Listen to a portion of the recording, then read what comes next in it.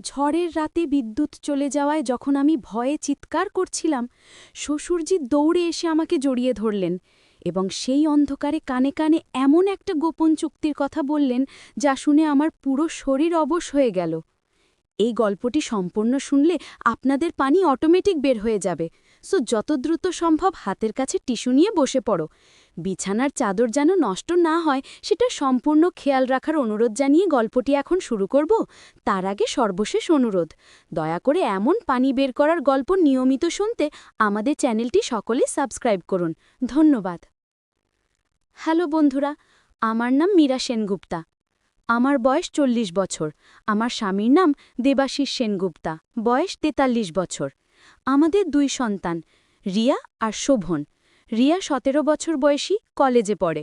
শোভন ১০ বছর বয়সী, স্কুলে যায়। বৈশাখ মাসে সেই রাতটা ছিল ভয়ঙ্কর। কালবৈশাখী ঝড় উঠেছে, বাজ পড়ছে প্রতি মিনিটে। আমি একা আমার ঘরে ছিলাম। স্বামী রাতের শিফটে কাজ করতে গেছে। হঠাৎ ঘরের সব লাইট নিভে গেল। আমি ভয়ে চিৎকার করে উঠলাম। বাইরে প্রচণ্ড বৃষ্টি। বিদ্যুতের ঝলকানিতে ঘর আলো হয়ে যাচ্ছে, আবার অন্ধকার হচ্ছে। আমি বিছানায় বসে কাঁদতে শুরু করলাম। ছোটবেলা থেকে আমি অন্ধকার আর ঝড়কে ভয় পাই। হঠাৎ দরজা খুলে গেল। শ্বশুরজি টর্চ হাতে ছুটে এলেন। বললেন, কি হয়েছে, তুমি ঠিক আছো তো? আমি তার দিকে ছুটে গেলাম। ভয়ে তাকে জড়িয়ে ধরলাম। তিনিও আমাকে আলিঙ্গন করলেন। তিনি আমার মাথায় হাত বুলিয়ে বললেন, ভয় পেও না, আমি তোমার পাশে আছি, কিছু হবে না। আমরা এভাবে কতক্ষণ দাঁড়িয়েছিলাম জানি না। বাজ পড়া শব্দে আমি আরও শক্ত করে তাকে জড়িয়ে ধরছিলাম। হঠাৎ তিনি আমার কানের কাছে মুখ এনে ফিসফিস করে বললেন, মীরা, তুমি কি আমার সাথে গোপন একটা কাজে যেতে পারবে? আমার একটা ভীষণ জরুরি সমস্যা আছে, আমাকে সাহায্য করতে হবে। কিন্তু এই ব্যাপারটা পরিবারের কাউকে জানানো যাবে না, বিশেষ করে তোমার স্বামীকে নয়। আমি তার বুক থেকে মুখ সরিয়ে তার দিকে তাকালাম। অন্ধকারে তার চোখ দেখা যাচ্ছিল না, কিন্তু তার নিঃশ্বাস অনুভব করছিলাম। তিনি বললেন, আসলে আমার একটা পুরনো সম্পত্তির কাগজপত্র আছে, সেগুলো একটা গোপন জায়গায় লুকিয়ে রাখা। আমি একা ওই জায়গায় যেতে পারবো না, আমার বয়স হয়েছে, তোমাকে সাথে নিতে হবে। কিন্তু ব্যাপারটা গোপন রাখতে হবে, কারণ ওই সম্পত্তির ব্যাপারে আমার ছেলের সাথে আমার মতবিরোধ আছে। আমার সারা শরীর রোমাঞ্চিত হয়ে উঠল। মনের ভিতর একটা কৌতূহল জেগে উঠল, কিন্তু মুখে কাঁপা গলায় বললাম, বাবা, আপনি কোন সম্পত্তির কথা বলছেন, আর আমি কিভাবে আপনাকে সাহায্য করব? তিনি বললেন, কাল সকালে তোমাকে সব বলবো, এখন তুমি শুয়ে পড়ো, ঝড় থামলে আমি চলে যাব। তিনি আমাকে বিছানায় শুইয়ে দিলেন। তার হাত আমার কপালে ছিল। আমি ধীরে ধীরে ঘুমিয়ে পড়লাম। পরের দিন সকালে শ্বশুরজি আমাকে ডেকে বললেন, আজ বিকেলে তুমি আমার সাথে বের হবে, কাউকে কিছু বলবে না, বলবে তুমি বাজারে যাচ্ছ। আমি মাথা নাড়লাম। বিকেলে আমরা দুজন বের হলাম। তিনি একটা রিকশা ডাকলেন, বললেন পুরাতন শহরের দিকে যেতে হবে। রিকশা চলতে শুরু করল। আমি জিজ্ঞেস করলাম, বাবা, আমরা কোথায় যাচ্ছি? তিনি বললেন, তোমাকে একটা পুরনো বাড়িতে নিয়ে যাচ্ছি, সেখানে আমার দাদার আমলের কিছু জিনিস লুকিয়ে রাখা আছে। অনেক দিন হয়ে গেছে কেউ ওই বাড়িতে যায়নি, আমার ভয় হচ্ছে কেউ হয়তো ওই বাড়িতে ঢুকে জিনিসগুলো চুরি করে নিয়ে যাবে। প্রায় ১ ঘন্টা পর আমরা একটা পুরনো অঞ্চলে পৌঁছলাম। সরু গলির মধ্যে দিয়ে হাঁটতে হাঁটতে আমরা একটা বিশাল পুরনো বাড়ির সামনে এসে দাঁড়ালাম। বাড়িটা দেখে মনে হচ্ছিল অনেক বছর কেউ এখানে থাকেনি। দেয়ালে শ্যাওলা ঝাড়েছে, বাগানে জঙ্গল হয়ে গেছে। শ্বশুরজি একটা পুরনো চাবি বের করে দরজা খুললেন। ভেতরে ঢুকতেই একটা অদ্ভুত গন্ধ পেলাম। পুরনো আসবাবপত্র, ধুলোবালি সব মিলিয়ে একটা ভয়ঙ্কর পরিবেশ। তিনি বললেন, চলো, ওপরের তলায় যেতে হবে। আমরা সিঁড়ি দিয়ে উঠতে শুরু করলাম। সিঁড়ির ধাপগুলো ভাঙা, সাবধানে পা ফেলতে হচ্ছিল। ওপরে একটা বড় ঘর, সেখানে একটা পুরনো আলমারি। শ্বশুরজি আলমারি খুললেন, ভেতরে একটা লোহার বাক্স। তিনি বাক্সটা বের করলেন, বললেন, এই বাক্সের ভেতরে আমার দাদার লেখা একটা ডায়েরি আছে। সেই ডায়েরিতে একটা গোপন জায়গার ম্যাপ আছে। সেই জায়গায় নাকি আমাদের পূর্বপুরুষরা একটা বিশাল ধনসম্পদ লুকিয়ে রেখেছিলেন। আমার চোখ বড় হয়ে গেল। ধনসম্পদ মানে কি, বাবা? তিনি হাসলেন, হ্যাঁ, সোনা দানা, হীরা, মূল্যবান পাথর। আমার দাদা মারা যাওয়ার আগে আমাকে বলে গেছেন যে আমাদের পরিবারের একটা গোপন ধনভাণ্ডার আছে, কিন্তু সেই জায়গাটা খুঁজে বের করতে হবে, আর তার জন্য এই ডায়েরি লাগবে। তিনি বাক্স খুললেন, ভেতরে একটা পুরনো চামড়ার ডায়েরি। পাতা খুলে দেখলাম হাতে লেখা, পুরনো বাংলা হরফে, পড়া মুশকিল। শ্বশুরজি বললেন, এই ডায়েরি পড়ে বুঝতে হবে কোথায় সেই ধনভাণ্ডার লুকানো আছে। তুমি আমাকে এই কাজে সাহায্য করবে? আমি বললাম, অবশ্যই বাবা, আমি আপনাকে সাহায্য করব, কিন্তু দেবাশিসকে কেন বলছেন না? তিনি গম্ভীর হয়ে গেলেন, বললেন, আমার ছেলে এসব ব্যাপারে বিশ্বাস করে না। সে মনে করবে আমি বুড়ো হয়ে পাগল হয়ে গেছি। তাছাড়া সে যদি জানে যে এত বড় সম্পত্তি আছে, তাহলে সে হয়তো সব একা নিজের নামে করে নেবে। আমি চাই এই ধনসম্পদ খুঁজে বের করে পরিবারের সবার মধ্যে সমানভাবে ভাগ করে দিতে। আমি মাথা নাড়লাম, ব্যাপারটা বুঝতে পারছিলাম। দেবাশিস সত্যি কখনো কখনো বেশি স্বার্থপর হয়ে যায়। তিনি বললেন, তুমি এই ডায়েরিটা বাসায় নিয়ে যাও, গোপনে পড়ো, আমাকে জানাও কি লেখা আছে। আমি ডায়েরিটা নিলাম, আমরা বাড়ি থেকে বের হলাম। ফেরার পথে কেনাকাটা করলাম যাতে বাসায় কেউ সন্দেহ না করে। সেই রাতে সবাই ঘুমিয়ে পড়ার পর আমি ডায়েরিটা খুললাম।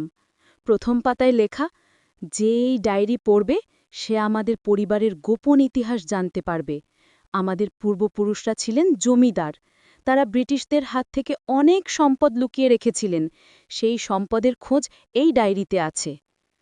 আমি পরের পাতা উল্টালাম। সেখানে একটা ম্যাপ আঁকা। ম্যাপে একটা নদী, একটা পাহাড়, একটা গুহা।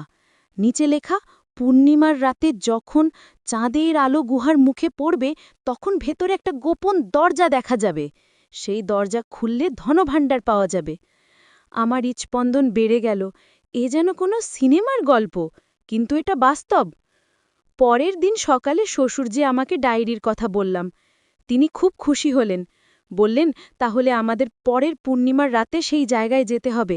পূর্ণিমার মাত্র 5 দিন পরে।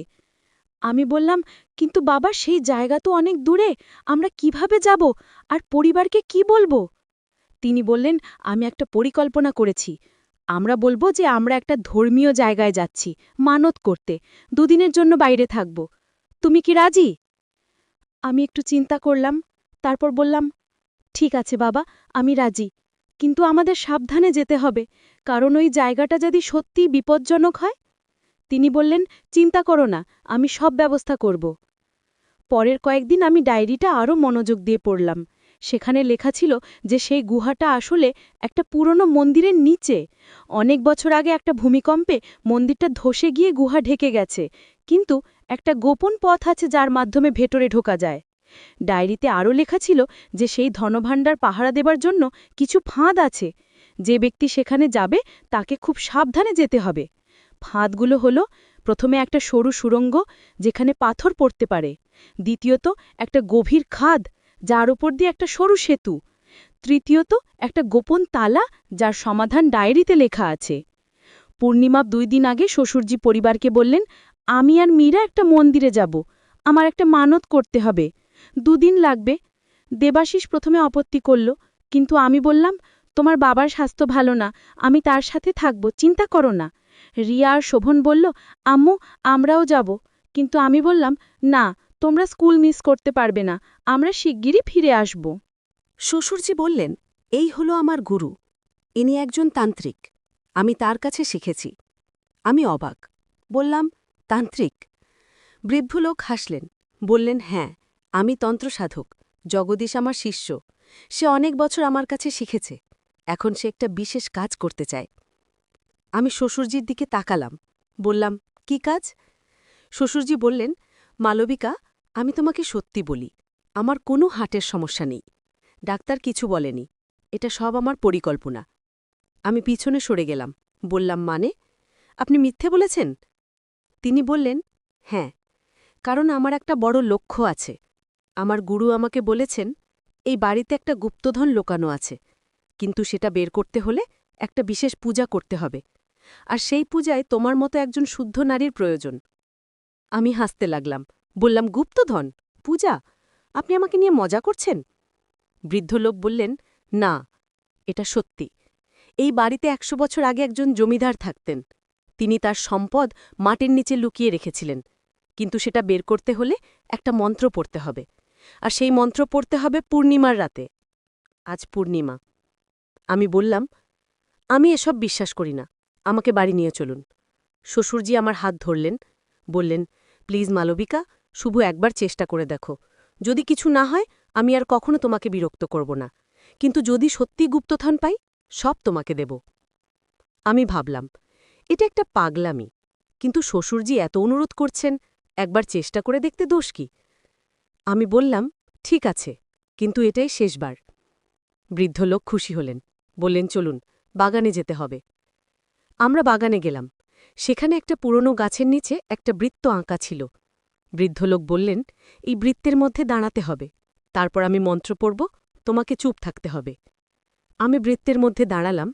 বৃদ্ধ লোক মন্ত্র পড়তে শুরু করলেন। শ্বশুরজিও সাথে মন্ত্র পড়ছিলেন। আমি দাঁড়িয়ে রইলাম। হঠাৎ মাটি কাঁপতে শুরু করল।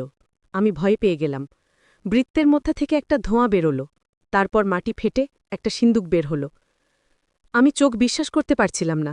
সত্যিই একটা সিন্দুক। বৃদ্ধ লোক সিন্দুকটা তুলে নিলেন, খুললেন। ভেতরে সোনার অলঙ্কার, মণিমুক্তা, পুরনো মুদ্রা। শ্বশুরজি খুশিতে আমাকে জড়িয়ে ধরলেন, বললেন, আমরা পেয়ে গেছি, আমরা ধনী হয়ে গেছি।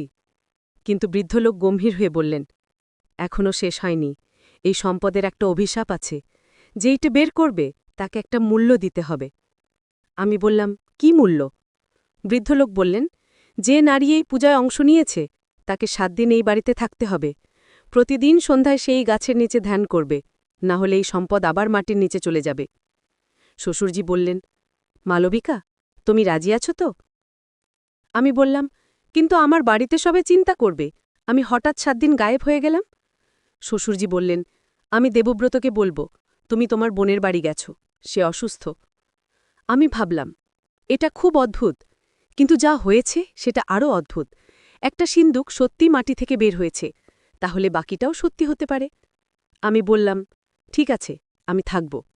বৃদ্ধ লোক খুশি হলেন, বললেন, ভালো, তোমার জন্য একটা রুম প্রস্তুত আছে, সেখানে তুমি থাকবে, খাবার আমি দেব, কিন্তু মনে রেখো ৭ দিন তুমি এই বাড়ি থেকে বের হতে পারবে না। শ্বশুরজি চলে গেলেন, আমি একা রয়ে গেলাম। বৃদ্ধলোক আমাকে একটা রুমে নিয়ে গেলেন। রুমটা পুরনো, কিন্তু পরিষ্কার। একটা খাট, একটা টেবিল, একটা চেয়ার। প্রথম দিন কাটল। সন্ধ্যায় আমি গাছের নিচে বসে ধ্যান করলাম। কিছু অদ্ভুত অনুভূতি হল। মনে হলো কেউ আমার চারপাশে ঘুরছে, কিন্তু চোখ খুলে দেখলাম কেউ নেই। দ্বিতীয় দিন আমি জানালা দিয়ে বাইরে তাকিয়েছিলাম। হঠাৎ দেখলাম একটা ছায়া, একজন মহিলার ছায়া। তিনি সাদা শাড়ি পরে আছেন, হাঁটছেন বাগানে। আমি চমকে উঠলাম, কিন্তু পরক্ষণেই ছায়াটা অদৃশ্য হয়ে গেল। আমি বৃদ্ধলোককে বললাম, এখানে আর কেউ থাকে? তিনি বললেন, না, শুধু আমি। কেন? আমি বললাম, আমি একটা মহিলা দেখলাম বাগানে। বৃদ্ধলোক গম্ভীর হলেন, বললেন, সেটা জমিদারের স্ত্রী, তিনি মারা গেছেন অনেক আগে, কিন্তু তার আত্মাই বাড়িতে রয়ে গেছে, তিনি সম্পদ পাহারা দেন। আমার গা শিউরে উঠল। বললাম, আত্মা? আপনি মজা করছেন? তিনি বললেন, না, এটা সত্যি। তবে ভয় পেও না, তিনি ক্ষতি করেন না, শুধু দেখেন কে এখানে আসে। তৃতীয় দিন রাতে আমি ঘুমোচ্ছিলাম, হঠাৎ একটা আওয়াজ শুনে জেগে উঠলাম। কেউ আমার নাম ডাকছে, মালবিকা, মালবিকা।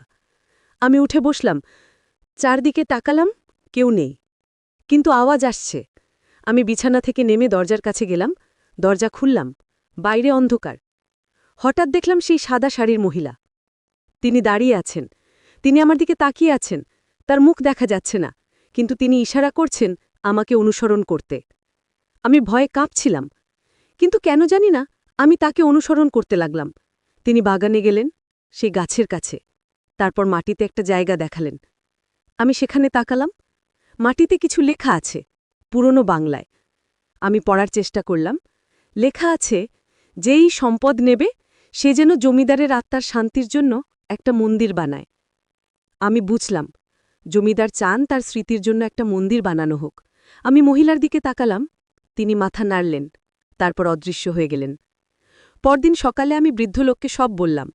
তিনি বললেন, এটা একটা ভালো লক্ষণ, জমিদারের আত্মা তোমার উপর সন্তুষ্ট, তুমি শুদ্ধ হৃদয়ের মানুষ, তাই তিনি তোমার সাথে যোগাযোগ করেছেন। চতুর্থ দিন আমি ধ্যান করছিলাম, হঠাৎ মনে হলো আমি অন্য জায়গায় আছি। আমি একটা পুরনো সময় গেছি। দেখলাম জমিদার তার স্ত্রীর সাথে বাগানে হাঁটছেন। তারা খুব সুখী। কিন্তু তারপর একটা যুদ্ধ হল। শত্রুরা এসে জমিদারকে মেরে ফেলল। তার স্ত্রী কাঁদছেন। তিনি সম্পদ মাটির নিচে লুকিয়ে রাখলেন। তারপর একটা অভিশাপ দিলেন, যে এই সম্পদ নেবে, সে যদি আমার স্বামীর আত্মার শান্তির জন্য কিছু না করে, তাহলে তার জীবন শেষ হয়ে যাবে। আমি ধ্যান থেকে বেরিয়ে এলাম। আমার সারা শরীর ঘামে ভিজে গেছে। আমি বুঝলাম এটা একটা সত্যি ঘটনা। জমিদারের স্ত্রী চান তার স্বামীর আত্মার শান্তি। পঞ্চম দিন আমি শ্বশুরজিকে ফোন করলাম। বললাম, বাবা, আমাকে একটা প্রতিশ্রুতি দিতে হবে। এই সম্পদ দিয়ে আমরা একটা মন্দির বানাবো, জমিদারের স্মৃতিতে। শ্বশুরজি বললেন, মন্দির কেন? আমি বললাম, এটা জমিদারের আত্মার ইচ্ছা। আমি তার স্ত্রীর আত্মা দেখেছি, তিনি এটা চান। শ্বশুরজি চুপ রইলেন। তারপর বললেন, ঠিক আছে, আমরা মন্দির বানাব। ষষ্ঠ দিন আমি আবার সেই মহিলাকে দেখলাম। এবার তিনি হাসছেন। তিনি আমার মাথায় হাত রাখলেন। একটা উষ্ণতা অনুভব করলাম। তিনি ফিসফিস করে বললেন, ধন্যবাদ। তারপর তিনি অদৃশ্য হয়ে গেলেন। আমি বুঝলাম তিনি শান্তি পেয়েছেন।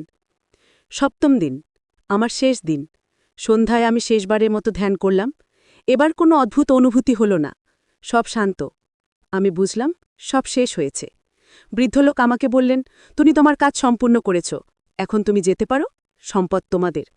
আমি বললাম, এই সম্পদ দিয়ে আমরা একটা মন্দির বানাবো আর বাকিটা গরিবদের মধ্যে বিতরণ করব। বৃদ্ধলোক খুশি হলেন। বললেন, তুমি সত্যি একজন মহৎ মানুষ। শ্বশুরজি এসে আমাকে নিয়ে গেলেন। বাড়ি ফিরে দেবব্রত আমাকে জড়িয়ে ধরল। বলল, আমি দুঃখিত, আমি তোমার ওপর রাগ করেছিলাম। বাবা সব বলেছেন, তুমি কিছুই করনি। আমি বললাম, সব ঠিক আছে। শ্বশুরজি সবাইকে ডেকে বললেন, আমরা একটা গুপ্তধন পেয়েছি। এই সম্পদ দিয়ে আমরা একটা মন্দির বানাবো আর বাকিটা দিয়ে গরিবদের সাহায্য করব। রিয়া আর অভিক খুশি হল। দেবব্রতও সম্মতি দিল। কয়েক মাস পর মন্দির বানানো শুরু হল, জমিদারের নামে, তার স্মৃতিতে। মন্দিরটা খুব সুন্দর হল। অনেক মানুষ সেখানে পূজা করতে আসে। আমি প্রায়ই মন্দিরে যাই, সেখানে বসে প্রার্থনা করি, জমিদার আর তার স্ত্রীর আত্মা শান্তির জন্য। একদিন মন্দিরে বসে আছি, হঠাৎ একটা সাদা প্রজাপতি এসে আমার হাতে বসল। আমি তাকালাম। প্রজাপতিটা আমার চালপাশে উড়ছে, তারপর উড়ে চলে গেল। আমি হাসলাম। বুঝলাম এটা জমিদারের স্ত্রীর আত্মা, তিনি ধন্যবাদ জানাচ্ছেন। এই ছিল আমার অদ্ভুত অভিজ্ঞতা। কখনো ভাবিনি এমন কিছু হবে, কিন্তু হয়েছে। আর এই অভিজ্ঞতা আমাকে শিখিয়েছে যে জীবনে অনেক কিছু আছে যা আমরা বুঝি না, আমাদের চোখে দেখি না, কিন্তু তার মানে এই নয় যে সেগুলো নেই। শ্বশুরজি এখন বিয়ের কথা বলেন না, তিনি বুঝেছেন সেটা ভুল ছিল। তিনি এখন মন্দিরের দেখাশোনা করেন আর গরিবদের সাহায্য করেন। দেবব্রত আর আমার সম্পর্ক আরও ভালো হয়েছে। সে এখন আমাকে বিশ্বাস করে, আমার উপর আস্থা রাখে। রিয়া আর অভিক ভালো আছে, তারা পড়াশুনো করছে, তাদের স্বপ্ন পূরণ করতে চেষ্টা করছে। আমি এখন শান্তিতে আছি, আমার জীবন স্বাভাবিক হয়ে গেছে। কিন্তু সেই 7 দিনের অভিজ্ঞতা আমি কখনো ভুলব না। সেটা আমার জীবনের সবচেয়ে অদ্ভুত আর রোমাঞ্চকর সময় ছিল। আর হ্যাঁ, যে পানির কথা শুরুতে বলেছিলাম, সেটা আসলে আমার চোখের জল ছিল। সেই মিষ্টি দিনে 7 দিনে আমি অনেক কেঁদেছি, ভয়ে, অবাকে, আবেগে। আর যখন জমিদারের স্ত্রীর আত্মা শান্তি পেল, তখনও আমার চোখে জল এসেছিল, খুশির জল। তো বন্ধুরা, এই ছিল আমার গল্প। আশা করি তোমাদের ভালো লেগেছে। টিস্যু লাগলো তো চোখ মুছতে? আর হ্যাঁ, বিছানার চাদর তো নষ্ট হয়নি তো, কারণ এটা তো রহস্য আর অ্যাডভেঞ্চারের গল্প ছিল, অন্য কিছু নয়। আর যদি এরকম আরও গল্প শুনতে চাও, তাহলে আমাদের চ্যানেল সাবস্ক্রাইব করো। আমি আরও অনেক রহস্যময় অভিজ্ঞতার গল্প শেয়ার করব। ধন্যবাদ সবাইকে, ভালো থেকো। আবার দেখা হবে পরবর্তী গল্পে। গত শীতে আমরা সিলেটের হাওড়ে বেড়াতে গিয়েছিলাম। শ্বশুরজি বললেন, চলো একটা নৌকা ভাড়া করে হাওড়ে ঘুরি। আমরা দুজন একটা ছোট নৌকায় উঠলাম। মাঝি বলেছিল 1 ঘণ্টায় ফিরে আসবে। হাওরের মাঝখানে যখন পৌঁছলাম, হঠাৎ নৌকার তলায় পানি ঢুকতে শুরু করল। নৌকায় ফুটো হয়ে গেছে। শ্বশুরজি চিৎকার করে মাঝিকে ডাকলেন, কিন্তু সে অনেক দূরে চলে গেছে। আমরা দ্রুত নৌকা টেনে একটা ছোট দ্বীপের কাছে নিয়ে গেলাম। দ্বীপে উঠে দেখি জনমানবহীন, শুধু কিছু গাছপালা আর বালি। সূর্য ডুবতে শুরু করেছে, চারপাশে কুয়াশা নামছে। শ্বশুরজি বললেন, তোমার কাপড় ভিজে গেছে, ঠান্ডা লাগবে। তিনি তার জ্যাকেট খুলে আমাকে পরিয়ে দিলেন। আমরা একটা গাছের নিচে বসলাম। তিনি আমাকে তার কাছে টেনে নিলেন, বললেন, ঠান্ডা লাগছে, একটু কাছে এসো। আমরা এভাবেই বসে রইলাম। সূর্যের শেষ আলো হাওরের পানিতে পড়ছিল। হঠাৎ তিনি আমার চুলে হাত বুলিয়ে বললেন, জানো মীরা, এই মুহূর্তে আমার মনে হচ্ছে আমরা সেই গুহার অ্যাডভেঞ্চারের কথা। তুমি সত্যিই খুব সাহসী। আমার গর্ব হয় তোমাকে নিয়ে। আমি অবাক হয়ে তার দিকে তাকালাম। তিনি হাসলেন, বললেন, তুমি জানো, সেই দিন যখন আমরা বিপদে পড়েছিলাম আমি ভয় পেয়েছিলাম যে তোমার কিছু হয়ে যেতে পারে, কিন্তু তুমি অসাধারণ সাহস দেখিয়েছিলে। আমার পুত্রবধূ হিসেবে নয়, একজন বন্ধু হিসেবে আমি তোমাকে খুব সম্মান করি। আমার চোখে পানি এসে গেল। বললাম, বাবা, আপনি আমাকে বিশ্বাস করেছিলেন বলেই আমি সাহস পেয়েছিলাম। হঠাৎ আমরা দূরে একটা নৌকা দেখতে পেলাম। শ্বশুরজি উঠে দাঁড়িয়ে চিৎকার করতে শুরু করলেন, এই এদিকে, সাহায্য! নৌকাটা আমাদের দিকে আসতে শুরু করল। কাছে এসে দেখি সেই মাঝি। সে বলল, আমি আপনাদের খুঁজছিলাম, নৌকায় ফুটো হয়ে গেছে দেখে আমি চিন্তিত হয়েছিলাম। আমরা তার নৌকায় উঠলাম।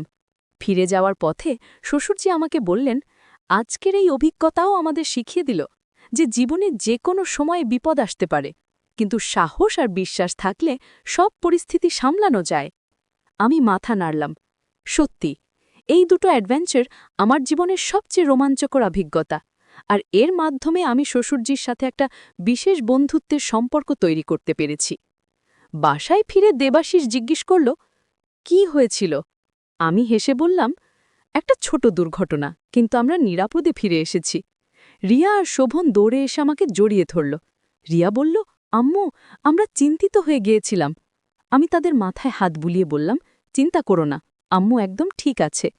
সেই রাতে খাবার টেবিলে বসে শ্বশুরজি বললেন, আমি আমার জীবনে অনেক অ্যাডভেঞ্চার করেছি, কিন্তু সাম্প্রতিক সময়ের এই দুটো অ্যাডভেঞ্চার ছিল সবচেয়ে বিশেষ, কারণ আমার পাশে মীরা ছিল। দেবাশিস অবাক হয়ে বলল, বাবা, আপনি কি বলছেন? কোন অ্যাডভেঞ্চার? শ্বশুরজি হাসলেন, একদিন তোমাকে সব বলবো, এখন না। আমি মনে মনে হাসলাম। জানতাম যে শ্বশুরজি সঠিক সময়ে সবাইকে সব বলবেন, কিন্তু আপাতত এটা আমাদের গোপন রহস্য। পরের কয়েক মাস স্বাভাবিকভাবে কেটে গেল, কিন্তু একদিন আবার একটা চমকপ্রদ ঘটনা ঘটল। শ্বশুরজি আমাকে ডেকে বললেন, মীরা, আমি একটা চিঠি পেয়েছি জাদুঘর থেকে। আমি অবাক হয়ে বললাম, কি লেখা আছে? তিনি চিঠিটা খুললেন, পড়তে শুরু করলেন। প্রিয় জনাব, আপনার দেওয়া ডায়েরিটি আমরা পরীক্ষা করেছি। এটি একটি অমূল্য ঐতিহাসিক দলিল। এর থেকে আমরা জানতে পেরেছি যে আরও দুটি গোপন স্থানে ধনসম্পদ লুকানো আছে। আপনি কি আমাদের সাথে সেই স্থানগুলো খুঁজে বের করতে সাহায্য করবেন? আমার চোখ বড় হয়ে গেল। বললাম, আরও দুটো? শ্বশুরজি মাথা নাড়লেন। হ্যাঁ, দেখো, আমরা প্রথমটা খুঁজে পেয়েছিলাম, কিন্তু ডায়েরিতে আরও তথ্য আছে যেটা আমরা খেয়াল করিনি। আমি বললাম, তাহলে কি আমরা আবার যাব? তিনি হাসলেন। হ্যাঁ, কিন্তু এবার পুলিশের সাথে, নিরাপদে। পরের সপ্তাহে আমরা পুলিশ আর জাদুঘরের একটা টিমের সাথে বেরোলাম। ডায়েরি অনুযায়ী প্রথম স্থানটা ছিল একটা পুরনো কেল্লার নিচে। আমরা সেখানে পৌঁছে খোঁড়াখুঁড়ি শুরু করলাম। কয়েক ঘন্টা পর আমরা একটা গোপন কক্ষ খুঁজে পেলাম। সেখানে প্রাচীন মুদ্রা, পুরনো অস্ত্র আর ঐতিহাসিক দলিল। জাদুঘরের লোকজন খুব খুশি হল। দ্বিতীয় স্থানটা ছিল একটা পুরনো বৃক্ষের নিচে। ডায়েরিতে লেখা ছিল যে সেই বৃক্ষের বয়স ৩০০ বছরের বেশি। আমরা সেখানে পৌঁছে খুঁড়তে শুরু করলাম। অনেক গভীরে খোঁড়ার পর একটা পাথরের বাক্স পেলাম। বাক্সের ভেতরে প্রাচীন পাণ্ডুলিপি। পণ্ডিতেরা বললেন, এই পাণ্ডুলিপিগুলো অত্যন্ত মূল্যবান। এগুলো থেকে আমরা অনেক হারিয়ে যাওয়া ইতিহাস জানতে পারব। সব শেষে সরকার আমাদের পরিবারকে একটা জাতীয় পুরস্কার দিল। খবরের কাগজে আমাদের ছবি ছাপালো, টিভিতে ইন্টারভিউ দিলাম। তখন দেবাশিস সব জানল। প্রথমে সে একটু রাগ করল যে আমরা তাকে কিছু বলিনি, কিন্তু পরে বুঝল যে আমরা সঠিক সিদ্ধান্ত নিয়েছিলাম। রিয়া বলল, আম্মু, তুমি তো হিরো হয়ে গেছ। শোভন বলল, আম্মু, তুমি আমাকে একদিন অ্যাডভেঞ্চারে নিয়ে যাবে? আমি হেসে বললাম, হ্যাঁ বাবা, তুমি বড় হলে নিয়ে যাব। সেই রাতে শ্বশুরজি আমাকে ডেকে বললেন, মীরা, তোমাকে অনেক ধন্যবাদ। তুমি না থাকলে আমি এই কাজ করতে পারতাম না। আমি বললাম, বাবা, এটা তো আমার দায়িত্ব ছিল। আপনি আমাকে বিশ্বাস করেছিলেন। তিনি বললেন, শুধু বিশ্বাস নয়, আমি তোমাকে একজন যোগ্য সঙ্গী হিসেবে পেয়েছি। জীবনে কখনো কখনো এমন মানুষ পাওয়া যায় যাদের সাথে যে কোনো বিপদ মোকাবিলা করা যায়। তুমি সেই রকম একজন। আমার চোখে পানি চলে এলো। বললাম, বাবা, আপনার এই কথাগুলো আমার কাছে যে কোনো পুরস্কারের চেয়ে বেশি মূল্যবান। এভাবে আমার জীবনের সবচেয়ে রোমাঞ্চকর অধ্যায়টি শেষ হলো। কিন্তু যে অভিজ্ঞতা আর শিক্ষা পেলাম সেটা সারা জীবন মনে রাখব। সাহস, বিশ্বাস, সততা, এই 3টি জিনিস জীবনের সবচেয়ে গুরুত্বপূর্ণ। আর হ্যাঁ, সেই ঝড়ের রাতে যখন শ্বশুরজি আমাকে জড়িয়ে ধরে গোপন চুক্তির কথা বলেছিলেন, সেটা ছিল এই পুরো অ্যাডভেঞ্চারের শুরু। একটা রহস্যময় যাত্রা যেটা আমার জীবন বদলে দিয়েছে। আর আমি এখন বুঝতে পারি যে জীবনের সবচেয়ে বড় ধনসম্পদ হল পরিবার আর বিশ্বাস। তো বন্ধুরা, এই ছিল আমার গল্প। আশা করি আপনাদের ভালো লেগেছে। এই গল্পটি শুনে যদি আপনাদের চোখে পানি এসে থাকে, তাহলে বুঝবেন এটা ছিল আবেগের পানি। কারণ সত্যিকারের অ্যাডভেঞ্চার আর পারিবারিক বন্ধন সব সময় আমাদের হৃদয়ে স্পর্শ করে। ধন্যবাদ সবাইকে। আমাদের চ্যানেলটি সাবস্ক্রাইব করুন। আরও এমন রোমাঞ্চকর গল্প শোনার জন্য আমাদের সাথেই থাকুন।